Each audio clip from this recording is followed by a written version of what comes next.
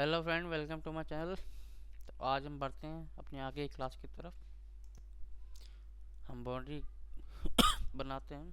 Create boundary, collision safe boundary. पहली बात तो ये पता होना चाहिए कोलिजन होता क्या है। कोलिजन सेफ करके हमें बाउंड्री बनानी है। कोलिजन जब हम किसी भी टूल को, मैं बना लेता हूँ, एग्जांपल दिखा देता हूँ। अब मान लेता हूँ 4 का 3 का एंड में ले लेता हूँ। लेंथ कर देता हूँ 10 mm। ये 3 का एंड में ले लिया मैंने। अब इसमें मैं होल्डर लगा लेता हूँ।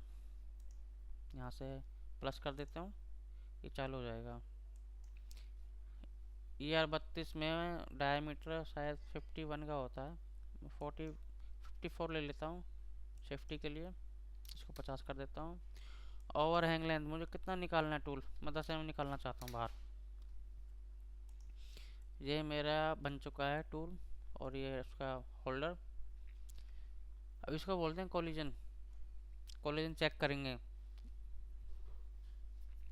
जब हमें बड़े जॉब में, लंबी हाइट में कोई टूल चलाते हैं तो हमें कोलिजन चेक करना पड़ता है। मतलब कोलिजन मतलब कि हमारा टूल कहीं टकराएगा तो नहीं।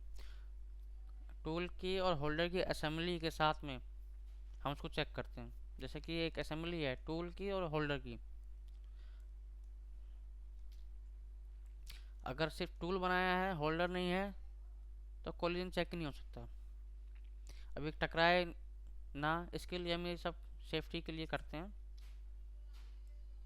अब बाउंड्री बनाता हूँ मैं इसके लिए। Create boundary, collision safe boundary. 3 का एंड मिल हो गया। अप्लाई कर देते हैं। इसने लिमिट बाउंड्री को हटा देते हैं, इसको अप्लाई कर देते हैं। ये हमारी बाउंड्री बन चुकी है। तो मैं एग्जाम्पल के लिए आपको चला कर दिखा देता हूँ।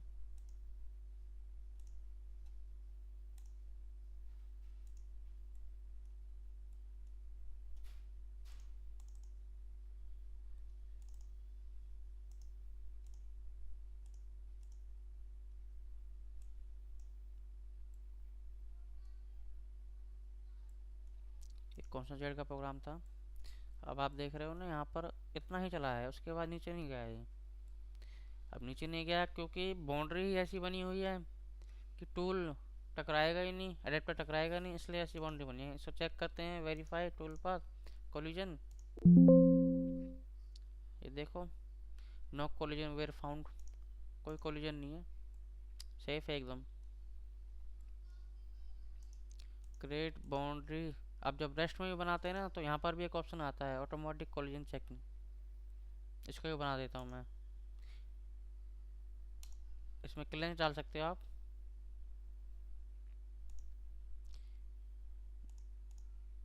ये बाउंड्री थी मेरी 10 के एंड मिल के रेस्ट में थी। कोलिजन सेफ बाउंड्री है ये भी। ये दूसरा तरीका था इसको बनाने का।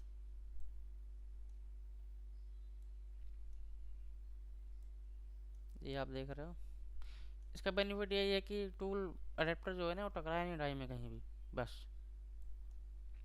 अब कोलिजन हमें फिर करना पड़ता है, कोलिजन करने में टाइम लगता है बड़े जॉब में। ये तो छोटा सा जॉब है, इसलिए फटाफट हो जा रहा है। कोई बड़ा जॉब होगा ना 2-3 मीटर का, तो उसमें कोलिजन चेक करने में भी 1-1 घंटा लग जाता है। इसलिए वो टाइम बचाने के लिए डेल कैम के अंदर बहुत सारी फीचर्स हैं। एक कोलिजन सेफ हो गया।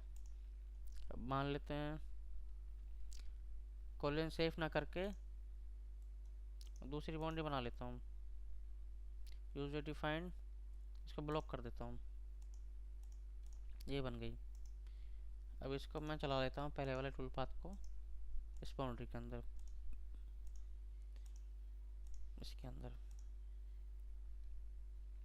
एक कॉन्सेंट्रेट का प्रोग्राम था सिंपली। अब आप देख रहे हो यहाँ पर उस बाउंड्री में चला नहीं था।